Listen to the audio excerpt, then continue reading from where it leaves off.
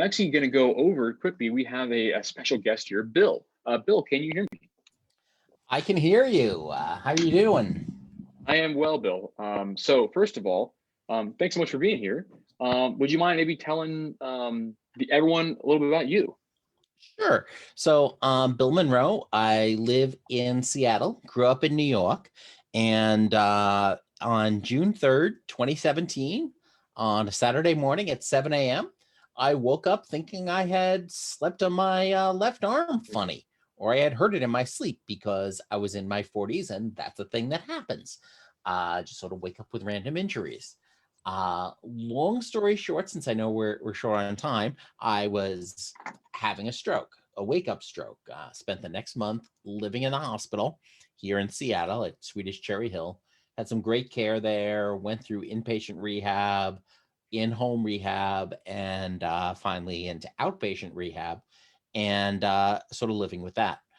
My stroke was an ischemic one. I broke my basal ganglia with a clot in the right middle cerebral artery. And I consider myself very fortunate because basically, while I mainly lost use of my left limbs, I was fortunate to keep my communication and my cognitive skills. So today, I still contend with some neurofatigue, maybe some attention things. I keep getting distracted trying to figure that one out. And left-sided weakness. I can get around on a cane, but my main limitation is, of course, on this hand at this point. Yep. Getting some use back, but still dealing with some tone and spasticity. One of the things that I found to be really helpful, I think you were talking before about getting to work with the doorknob. I try and do a task with my left hand 3 times before giving up. So the idea being that I'm still going to try it, but I'm going to stop doing it before I get too angry and frustrated and annoyed with myself. That's a great recommendation too. I think yeah, we have to give ourselves a little bit of grace too, right?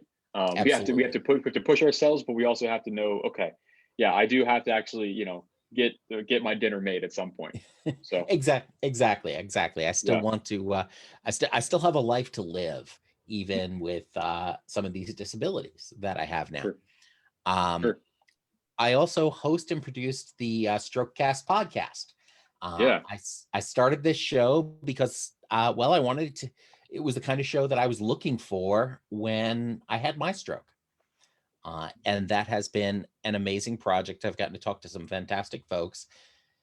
And on the show, I talk with survivors, I talk with medical professionals, I talk with industry folks, just really exploring this wonderful world of rehab, recovery, frontiers of neuroscience, and one-handed banana peeling. One-handed banana peeling, very good, yeah. So, because that's what it comes down to. That's what it comes down to. We feature a different technique each week for getting by with that. A lot of them are focused on one-handed stuff, but some of our hacks or tips have been focused on memory and attention and some of these other things, depending on what my guest is able to bring to the table right then. So. I mean, it's the show you can find at strokecast.com, as well as in all of the popular podcast places. Yeah, your podcast catchers, wherever fine podcasts are sold and traded, right? Exactly. Apple, Spotify, Google, Pandora, wherever.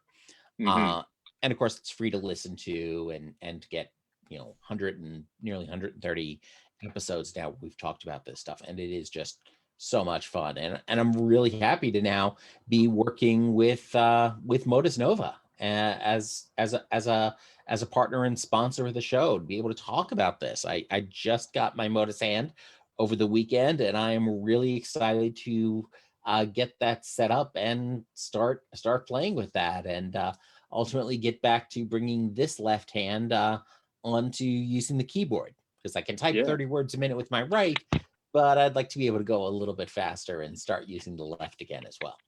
Very good. That's a great goal. Yeah. I think, I don't know, like you said, Bill, we're kind of running a little bit short on time, but I'd love to have you back on, and we can actually do an assessment when you get up and running with your Motus hand.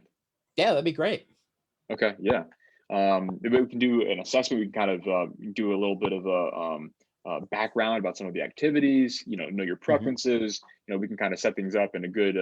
I like to call it a good seed, and then we can kind of set a good trajectory towards where your ultimate goal is. And I think it'd be great if we could also track your progress in terms not only on the Motus hand, but also on maybe typing. Right? That's a Sure. really cool objective thing. I love having really quantifiable measures, but also some really functional objective measures too. So Right. Yeah. I don't care what percentage or degree of extension and flexion I have. I sure, care about what I can do with that. very good. Yeah, exactly. Exactly my sentiment. I think there are of course some principles that have to be ascribed to. Right, Mhm. we have to have that range of motion and that strength. But you're exactly right. The buck stops with function for me. Absolutely. Very Absolutely. good. Well, awesome, Bill. I look forward to work with you going forward. So, Sounds great. okay.